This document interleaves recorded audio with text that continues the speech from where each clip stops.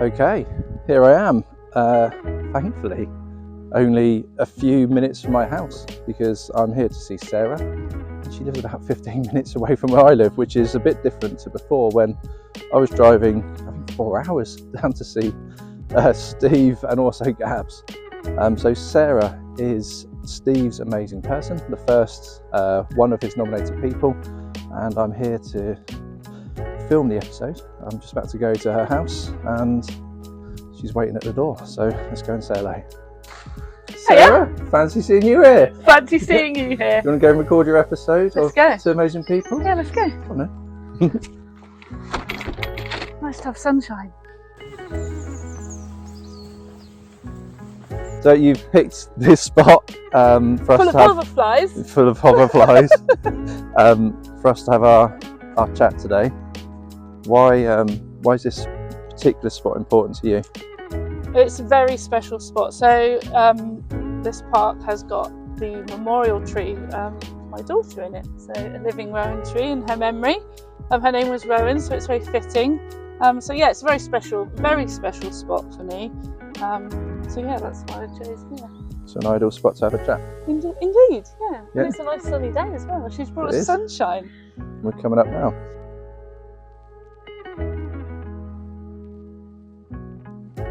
She's growing well, actually.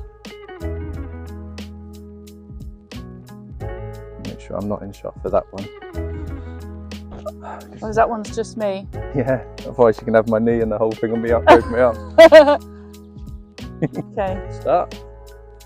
And start. Cool. Okay. So do you know how this works anyway? Not really. No, I'm just trusting you.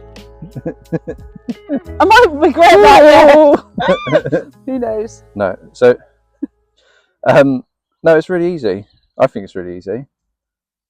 So I'll start it properly in a minute, but I've got a few questions to try to prepare before. And they're just about you. And most of them I've taken off of your LinkedIn description. Okay. I think that's because people try really hard to describe themselves in a few words on there, and you've got some really good ones. So I've just stolen them. Cool. So I can ask you about them. But no, that's it. So what we do is I have just 30 minutes, and we get through as many of these as we can. And I normally do 10. I've got 13. So Okay. I've had more, but I've tried to narrow them down. But we get through as many as we can in 30 minutes. Yeah. Okay. And then that's it. Cool. And with the questions bit, I don't edit it out. Okay. So just whatever you want to say. And that's it. Awesome. It's all right? Yeah. Cool. So should I do a little clappy thing so I know where to do the syncing it? Hi Sarah. Hi. Thanks for coming on my Two Amazing People podcast. It's an honour. How does it feel to be nominated as an amazing person by Steve? By Steve. Yeah. Lovely. I mean, of course, bit of a surprise, but a nice surprise. Yeah. Yeah. Yeah. Steve's a great guy. He also knows a lot of people. This is what makes me does. smile, because when people go, how am I going to pick just two? Yeah. I know so many. And then when they go, I want these two, they feel bad about the people they haven't picked. They're saying, I'll do these two, but before it goes out, I need to contact this person, and say, oh, you were close, but you weren't quite amazing enough. Oh. So there you go. You are Steve's. It's an honour to be Steve's amazing two. enough. Hey? Yeah, this is it. Yeah. You want to put that on your profile? I'm I might add amazing that in. enough. Yeah. Amazing-ish. So people that are watching now, they'd know, because we'll be 3 episodes in, that I go through some questions on here for 30 minutes without stopping, and we get to the end of it, and that's it after 30 minutes. Sound all right? Yeah. Let's go. So I'm going to casually look at my watch to make sure we're not here for an hour and a half, and I'll do it out of view. So I'm going to crack off with this one, if that's all right, and it is taken from your LinkedIn profile. Okay. Uh-oh. There's no because you've written it. But so you describe yourself as professionally unprofessional. Yeah. So I love that. When I read it, I thought that makes perfect sense to me. But what does it mean to you? To me, it means, I come with a professional air. I've been doing my job now for 26 years, so I know what I'm doing, and that's where the professionalism comes in. But for me, it's about me being me as well. So there's no pretense, there's no personal branding per se. It's just me being me, and I'm me at home, I'm me at work, and so that's where the unprofessional bit comes in. Because I'm not trying to sell to you all the time. I'm not trying to pretend to be something I'm not. So it's unprofessional in that sense, because I'm just me living my life. There's no work-life balance because it's just me doing what I do the way that I know how to do it. So that professionally unprofessional feels like a good balance and a good description of how I live my life, really. That's how it should be. It should be like that for everyone, yes, but it's not, is it? No, because people normally are afraid to embrace both sides to it. Yeah. Or afraid to show both sides to it, should I say. Yeah, and I think you're right. I think it is a fear, but I think it's the society we live in as well, that we're all frightened to actually say how we feel, do what we want to do, dress how we want to dress. Want to stand out? Yeah, well, exactly. Yeah, it can be scary, right? Yeah. And some days we want to stand out, and some days we want to blend in, and again, that's fine. But that's kind of what it encompasses to me, and it's amazing.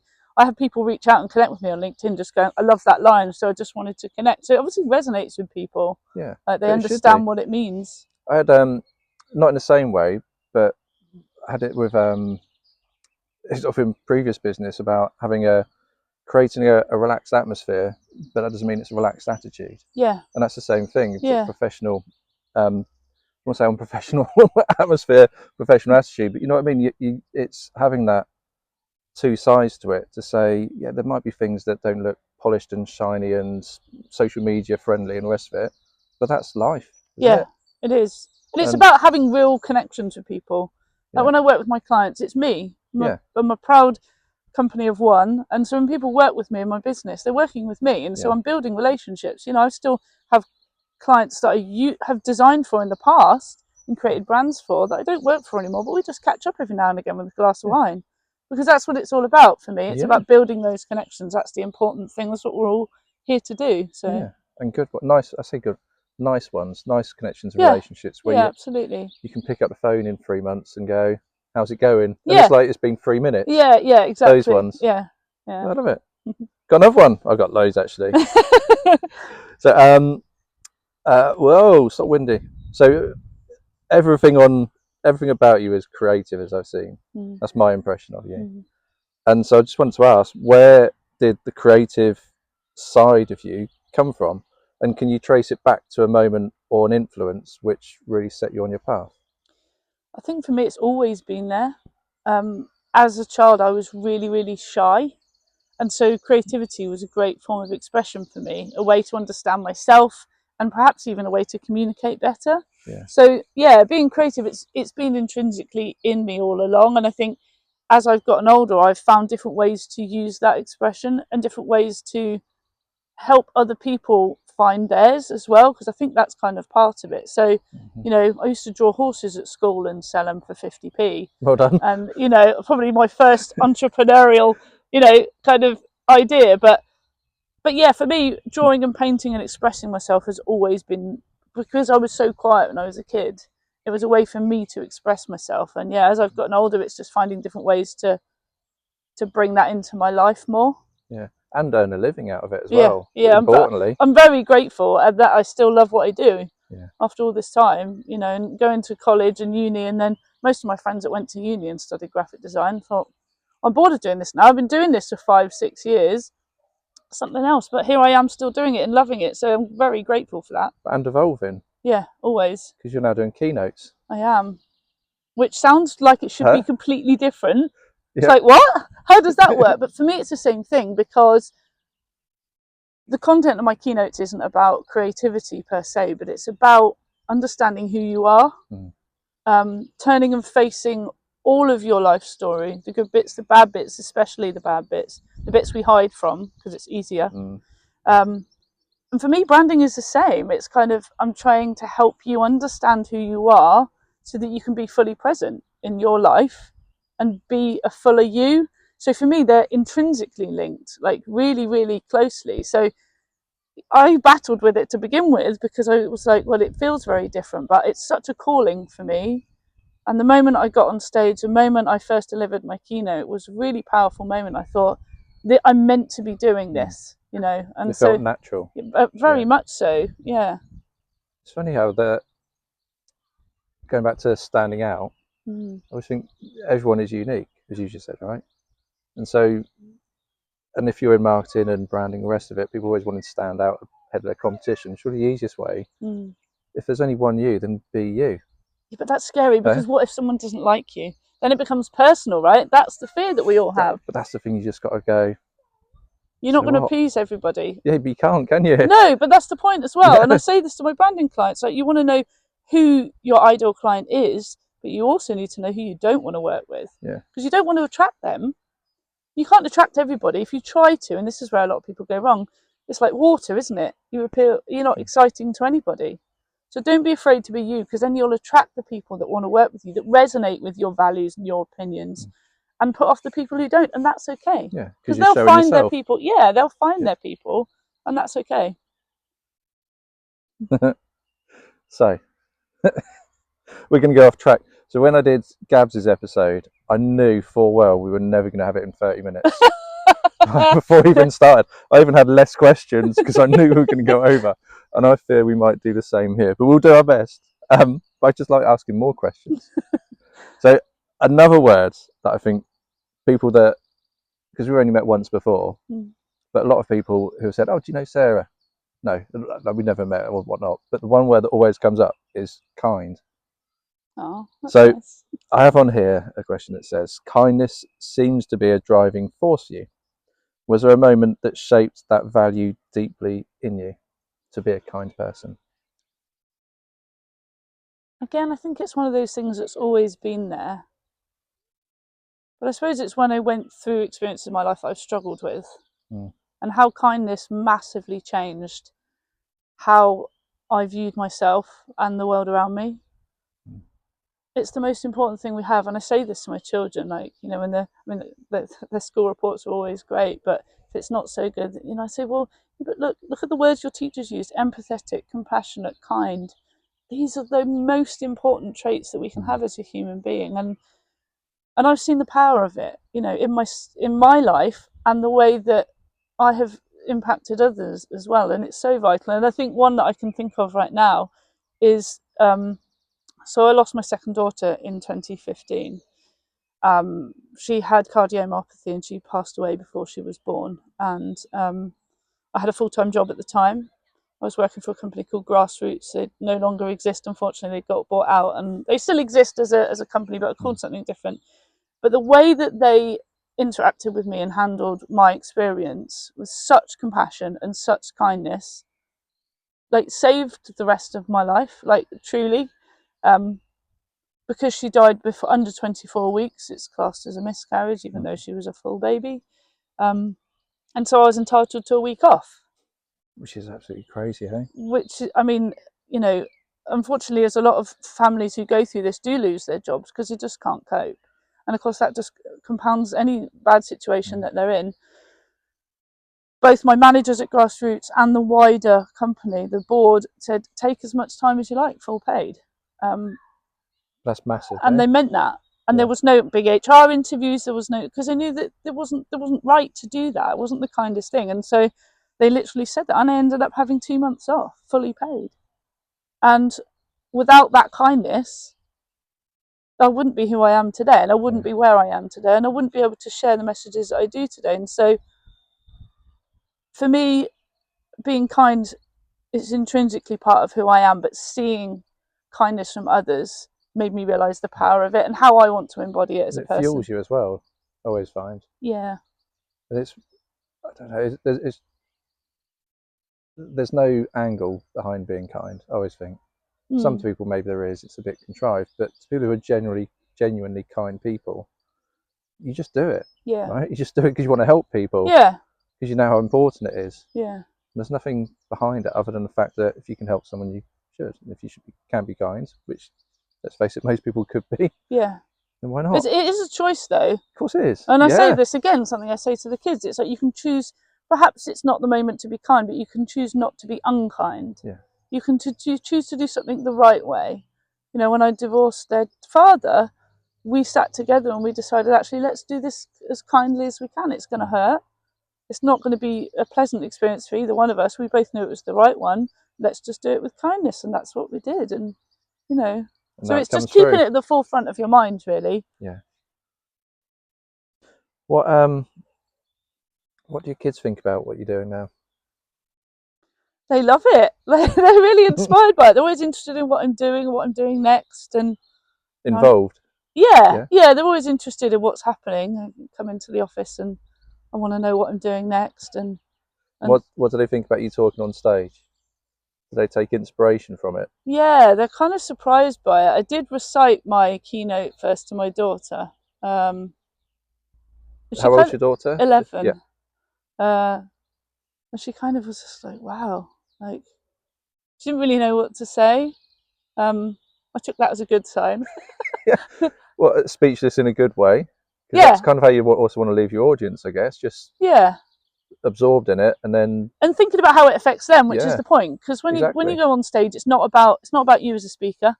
That's a privilege to be on that stage with a microphone and being able to help the people in front of you. That's my job in that moment. It's not about me, the big I am. It's about, what can I give these people? They're giving me their time, their energy, their attention. I have to give them something back. And so I want them to leave with something that helps them.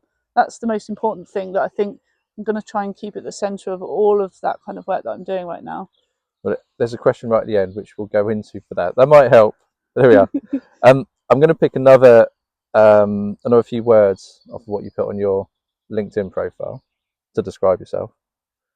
And so you've said making an ounce of difference. So I would like to know, what does making an ounce of difference look like in your world, and how do you know when you've done it? It's a great question. I've prepared.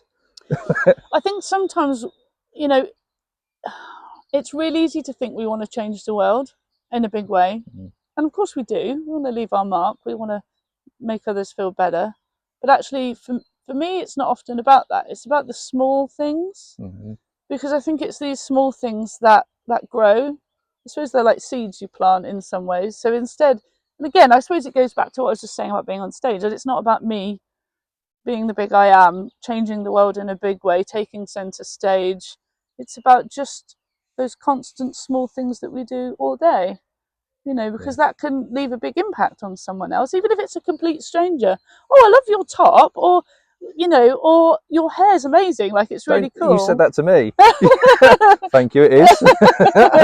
But that could be the nicest thing someone's heard all day. And so, yeah, I suppose I'd never really thought about the actual words that I'd used there, but I suppose it is that. It's about the small changes we make, and the small ways that we change our own world as well. So the small things that we tell ourselves, that we are good enough, that we are, you know, worthy, that we can achieve whatever we want to achieve if we're dedicated and hardworking enough. And so it's these small things, I think, that make the biggest difference in the long run. And knowing your value as well. When you're talking to yourself.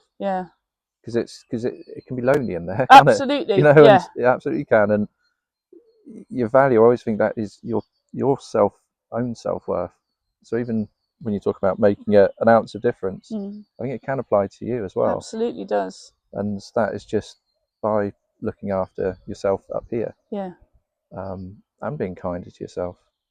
That makes a difference, because then you can make a difference to others. It's not you're not doing it as an empty vessel, if you like. You're doing it because I think it was Gab's actually about having your cup brimming and overflowing, and because it's overflowing, you can give that overflow absolutely. to people. I say this a lot as well. You have to keep yourself topped up. Because if you're only half full, you've only got half full to give. And then when you're empty, that's a really difficult place to be. So you've got to keep topping yourself up. And don't get me wrong, I don't always either. Like, we all fall into that trap, right? I mean, but it's just being aware enough to go, I need to nourish myself today, or I need to do this for myself, and so that you can give more. It's not about being selfish, and I think this is the thing we all get wrong, and I did for quite a lot of my life. Well, I need to look after everyone else, because if they're happy, I'll be happy, but it doesn't work like that. No. You have to make sure you're happy, because then I've got more to give. So it's the same principle. I think it's exactly that. If you've been through things in your life, difficult, challenging things. And I've personally, I found it recently as well, where went through a really challenging time, and a few people saying, "How on earth are you so happy?" You know, and it's crazy. I'd say to people, I choose to be happy. Yeah. But I do believe that going through the struggles that I did for years and years, mentally, this is, prepared me so that I knew I could recognise it myself quicker. And so when you talk about your cup being low or empty, I think you become better at recognising that, rather than letting it go on for months and months before you realise, actually, I'm in a really bad position here. Yeah. I just feel like it's something that, you go through hard times, but you use that in a positive way to, as you say, recognise it in yourself and lift yourself up. So you're not empty. Yeah. There we are. So that'll do, making an ounce of difference, eh? Yeah. So I'll go back to another word that you've done. That's all right. Yes. So I'm going to pick on it. This is where I go from. So you've described yourself as a brand builder and a mentor.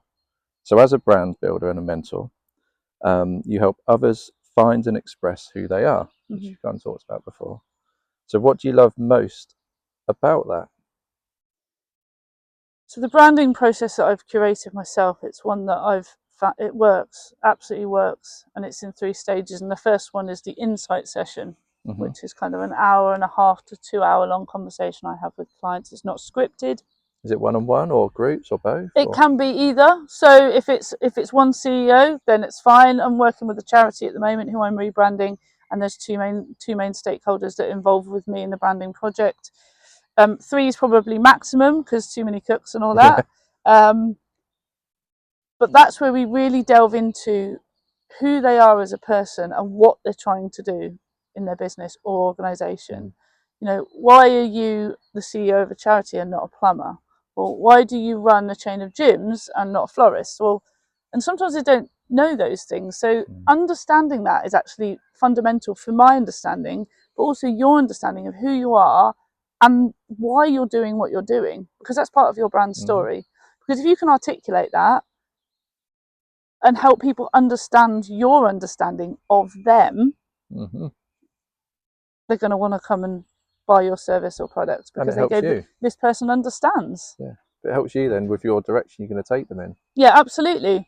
Because if you didn't get that, you'd be going off in one direction and then going, well, that's not us. Yeah. That's not me. Yeah.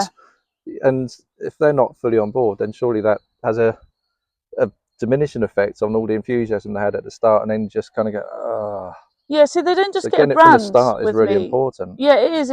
But it's all about, and I love the term brand mentor. It's one of my clients said, you're not just the creative and building a logo. It's far more than that, and it is. And I try and explain that a lot, that branding is more than a logo. But it's not just, I'll create a logo that looks good. It's one that represents you, but not just superficially, but from the inside, like your values, your mission. It all goes into the construction of what your visual identity looks like and how you articulate that. So your tone of voice, your mission as a business, making sure that everything's consistent, including not just your comms, but your people as well. All these things are part of building your brand.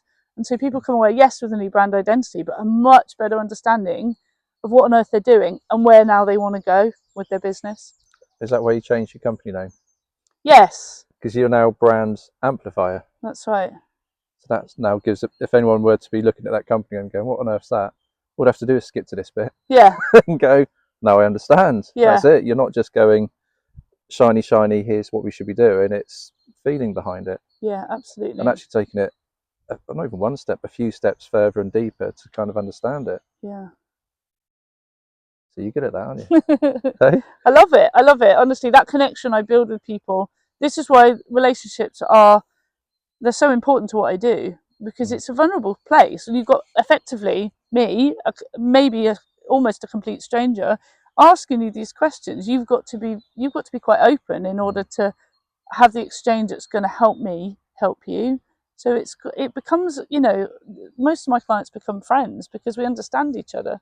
Because there's few walls between us, because they get eroded down, and and that's just part of what I do. It's part of how I work, professionally, unprofessional. You're not meant to be friends with your clients, but I am. No, but you can be friendly. Yeah, I you think can it's be a big friendly, of difference. course. Yeah, of course. It's so, and you can only be friendly if you like them as Yeah, well. yeah, that's an important thing. Because I'm hazarding a guess, if you were introduced to somebody who was a stranger and you didn't like them, I'm pretty sure you wouldn't work with them. You're absolutely right. But for me, it's not necessarily about not liking them. There has to be like you get a feeling, don't you, when you meet someone? There's You've like got an instincts. energetic exchange where Yeah, you're like, there's something about this person I don't quite get, or yeah, their viewpoint doesn't gel, or they're not quite ready for this process. And I will help them by potentially connecting them with someone who I think can help them better. But yeah, I'm happy to say no to people who don't feel in the right yeah. place. Or just not a good fit. Yeah, exactly. That's it. You can deliver the service they need, but it doesn't mean that you should be doing it because Yeah, you're not the right fit. yeah, And I think it's a really strong characteristic of people to be able to recognise that, rather than just going, well, you need my service and I will provide the service. yeah. Well, it's not about just revenue generating for me. I want to No. help these people And enjoy it. Yeah, I want them to enjoy it too. Yeah. So I've got the next one leading on today, if that's all right, Sarah. So, is there a brand or creative project, you don't have to give names, that really moved you? Something you were proud to be a part of? Oh gosh, lots. This is what Gav said, the same thing. I think your exact response was, "There's so many." Yeah, there's lots so of, many, and for but lots of different reasons.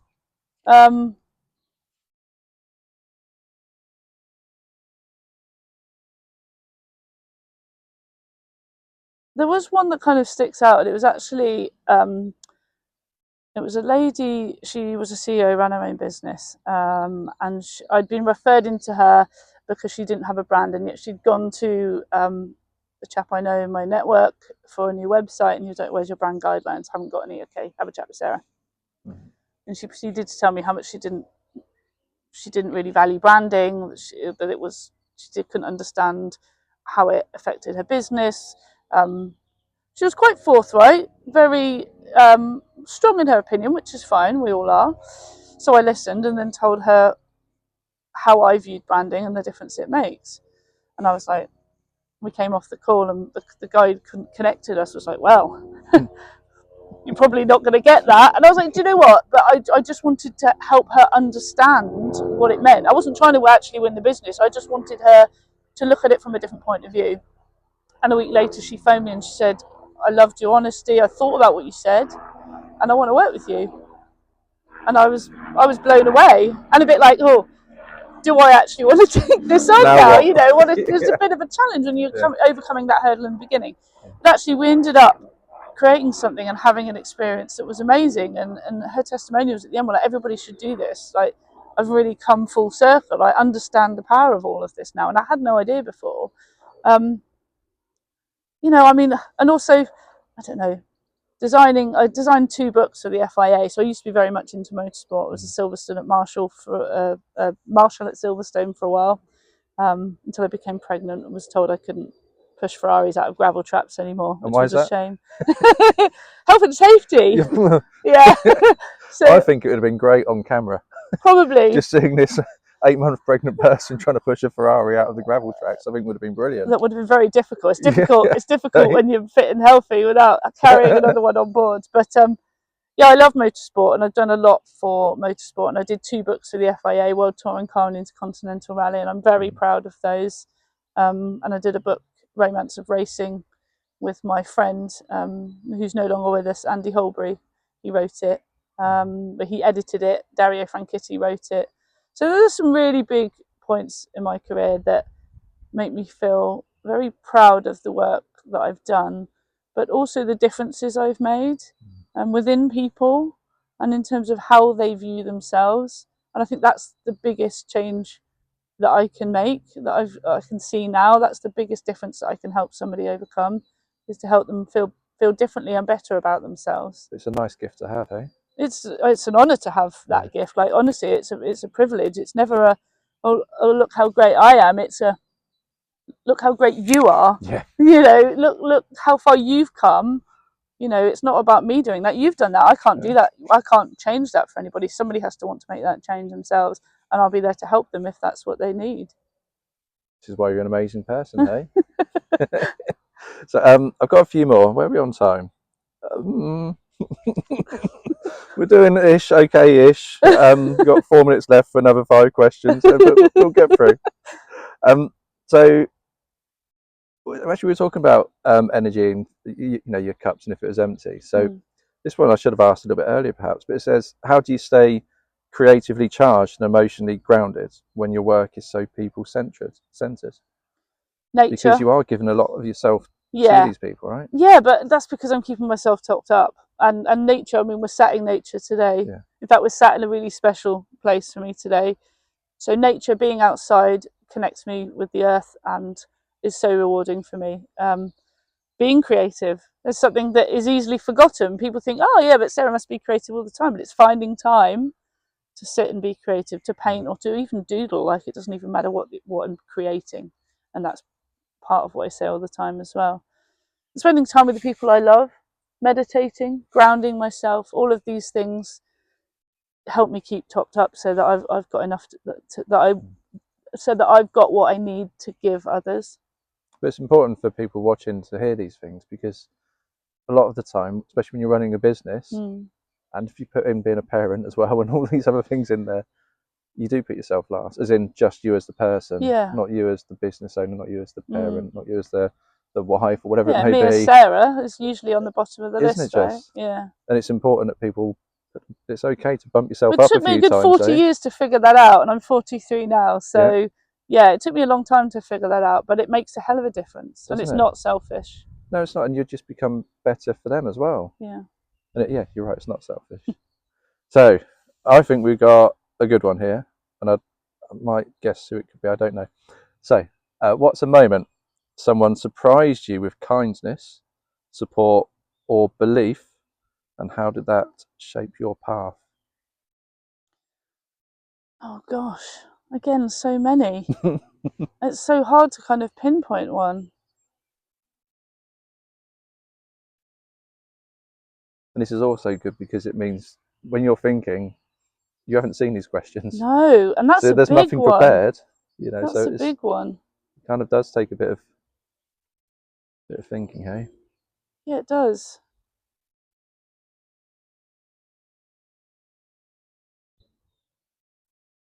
I think for me, and actually it's linked with one of the people who I'm going to nominate as one of my amazing people.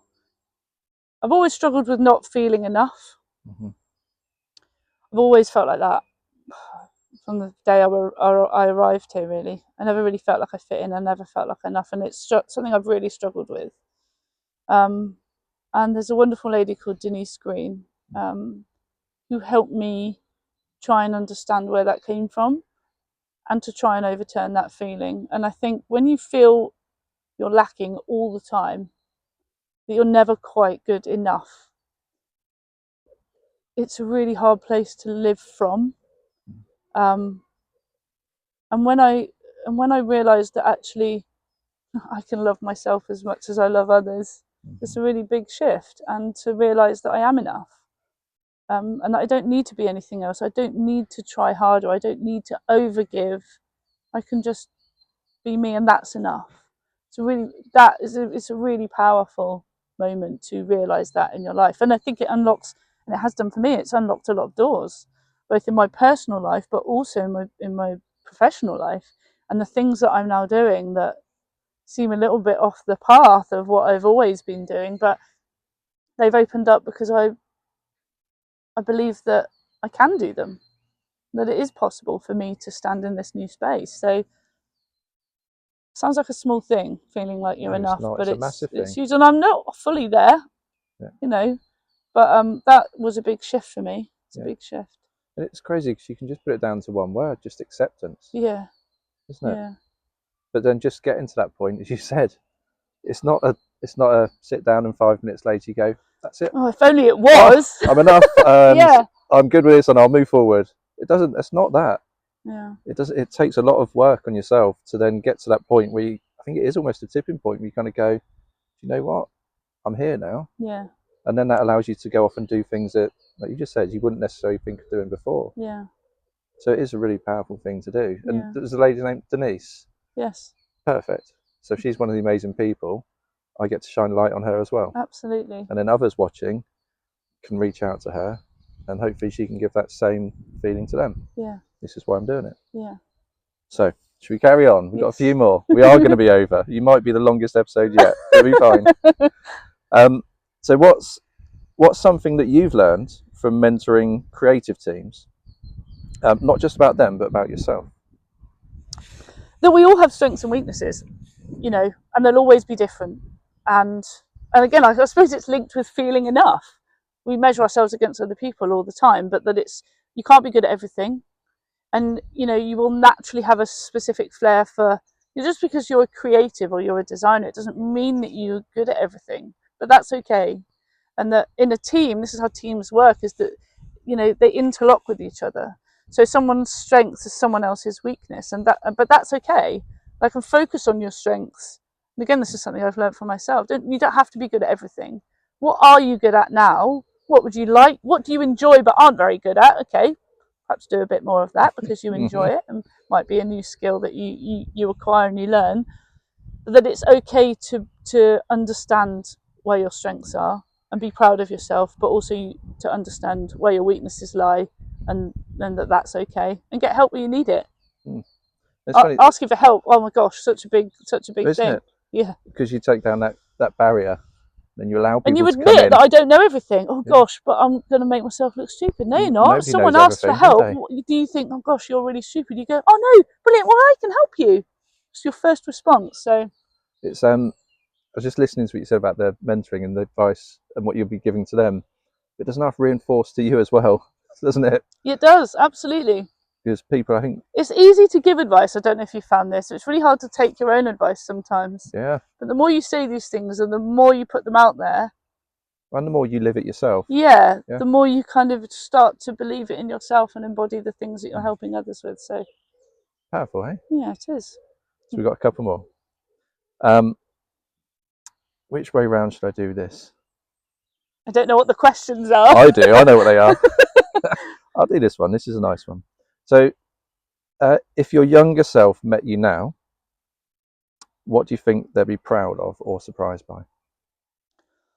Well, it depends how far you go back. I mean, the younger me, the shy me, would sure as hell be surprised that I'm happy to stand on stage in front of hundreds of people and share some struggles and some truths and be open with a clear voice and a real presence, because that's worlds apart from who I was to who I mean. I was a kid who used to cry at reception, registration every morning. Sarah, instead of going here, I'd just cry, and it became, I was embarrassed by my own response. Yeah, I mean, you can almost see the teachers rolling their eyes. I remember that feeling, and I thought, just say here. It'd be much easier. If you're worried about people looking at you, crying isn't really solving the problem. That's not the answer. No, it's not. But no. I remember that, and that was 6 years old, 5, 6, 7 years old, and so yeah, I think the younger me would be very surprised to see how I put myself forward now. But that's been a massive learning curve from then, really. Yeah, I think that would be the biggest thing. I think it's because people. There's two ways of looking at it, and people say, "What advice would you give to your younger self to do something different?" And I kind of think I wouldn't do that. I'd almost just go back to them and say, "Do you know what? You're happy. Yeah. And whatever you're going to go through, keep going. Is going to be worth it." Yeah. And I can tell you now, as this person here, that you are amazing, and life's going to be great for you. Yeah. Ups and downs, but great. I wouldn't change anything, and this is I wouldn't either. Yeah, this is a crazy thing, eh? Well, it is, because there's been some really tough times of my life, but this is what I talk about in my keynote, is that if you can't accept all of what's made you today, then where does that leave you? Because if you go, I wish that hadn't happened, and of course there's things that I'd wished would different. Yeah. But actually, all of those experiences, the good and the bad, more so the bad, actually shapes who I am today. And do I like who I am today? Yeah, I do, actually. And so I have to accept those things as part of my story. All the different chapters of me help me be who I am today. And so no, I wouldn't change any of it. And I wouldn't say to that girl, do this, do that, do this differently. It'd be like, just keep going. Yeah, exactly. Keep believing in yourself, keep going, because look, you get there in the end, and you'll be thrown some curveballs, but you're strong enough to deal with it. You know, just keep going. But see, that's more powerful than telling them what not to do. You know what I mean? Yeah. So yeah. We can't shape how the world is around us or the experiences we have, but we can decide how to respond and how we let those things shape our own worlds. That's the power in it, and that's a really important thing to remember. Like, there will be, I was going to swear, but You I won't. can swear. There's going to be shit thrown at you. Like, everyone is going to have it. Yeah. No one's immune, although you think some people might be because they look glamorous and happy on social, but everybody has a ton of shit thrown at them. Yeah. But it's what you let stick. And how unprofessionally professional you can look. Yeah, okay? right? Exactly. So this is my last question. Okay. If I can. We got there. Hold on. We got there. Yeah, we're in 30 minutes. So I just put on here, and finally, so you were nominated for a reason. When you think about the difference you're trying to make, what's the one thing you hope people remember about you?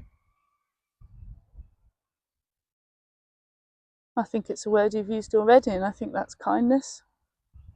And the beauty of what you said today is that I seem to do that quite often. Yeah. But for me, it's not about, oh, isn't Sarah kind? It's like, I think when you can see kindness in others, you're more likely to see it in yourself. And so that awareness of kindness in me spreads kindness. That makes sense? And it attracts kindness. Yeah. So it's then ever growing. It's not just about me being kind. It's about helping other people. Like, they've seen that kindness. Well, that makes them an amazing person already because they've spotted it. And then they can realise, oh, actually, that's made me feel great. I want to do that for someone else. So then it kind of grows from there. So I think kindness. The ripple effect of kindness. Yeah, absolutely. Most powerful thing we've got on this planet, I think. So now I'm going to point the light on you. Oh, it is kind of been on you for the last bit. But it's the one where generally we never ask for help ourselves in terms of business I'm talking about. So how can the people watching now help you? So I suppose listen for conversations in the people that you know, in your networks, family life even, who are running businesses or working for businesses that feel there's a disconnect between what they're doing and who they are and how they're presenting themselves to the outside world. Perhaps they've got a brand that once fit them, but they've outgrown it. They're doing more and it no longer really represents them. I can absolutely help with that and help them articulate how that change has evolved. And again, it's about brand amplification. So it's not about throwing everything out and starting again. It's about taking what's good, changing what's not working, and helping you truly sing. And people who are looking for a motivational speaker who's going to connect with their audience, you know, that isn't going to stand there and be corporate. Textbook. This is real. It's, you know, and there are real learnings to be had, and we're all human. And, you know, the stories I share and what I leave you with, it's about turning and facing it. Essentially, it's about turning and facing ourselves. And as I say, we've all got things that we're trying to hide away from. And so those messages are really important. Mental Health Awareness Week's coming up. So if you know somebody or hear of somebody looking for a speaker, then absolutely happy to have an initial conversation. Brilliant. I'm sure they will. I hope so. So now it's your chance to nominate your two amazing people. So just without going into a whole 10-minute, sure, really, I'll try. This is why they're amazing. Yeah, I couldn't just sit here and do that. So who are your two amazing people you want to nominate, and why? So firstly, Denise Green Yeah. is a lady who helped me. She's an energy healer and intuitive healer. She also married me and my husband in August. Not because that's what she does, but because we couldn't think she was of available. anyone better. No, she's incredible. Just a wonderful woman. And she started a charity. She was once told she'd never work again because of her own health issues. But she's just started an incredible charity to share the tools that she's used for herself in order to help herself live a better life. And she started a new charity, which I'm a trustee of. She's an amazing woman. Well, she can go down as number 1 then. Yeah. Have you got a second one? I absolutely have. So Iffy Thomas. Okay. So she is the lady that I've been on the journey with for my keynote speaking. She has got such a big heart and she gives so much. She's had an incredible life herself. She'll tell you all about that, I'm sure. But she's got so much to give and she's so inspiring to me because she just wants to help so much and she's helped me so much. So yeah, those are my 2 amazing people. I think they'll do. I think that's a good place to leave it, hey? Yeah. Well done. This is a bit where you see if it's recorded. Yeah. And if not, we start again. Cheers, Sarah. Hold on.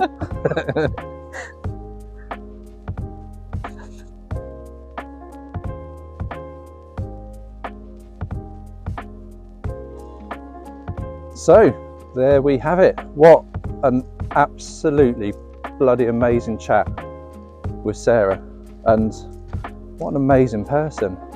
She really is truly inspirational. Just blown away, and I can absolutely see why Steve nominated her as his amazing person. And it just reinforces why I'm doing this, because I get to shine light on these amazing people and hopefully help them and help others that listen and hear their story. And